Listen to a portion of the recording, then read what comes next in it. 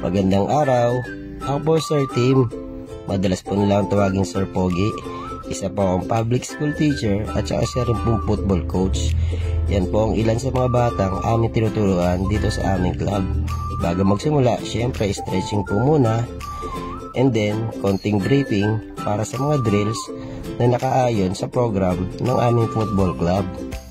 After po namin ng mag-drills, hayaan po namin sila maglaro para may apply po yung aming mga itinuro. Yan po mga batang tinuturoan po namin from 6 years old to 12 years old. May mga coaches rin po kaming katulong dito. Isa po dito ay si Coach Edwin. Maraming salamat coach sa pagtulong sa mga bata. At syempre, after ng laro, magkakaroon ulit ng instruction. At ito po ang aming pinaglalaruan dito po sa Barangay Caloocan, Balayang, Batangas. Sa ibang araw, babaltaan po namin ulit kayo. Paalam!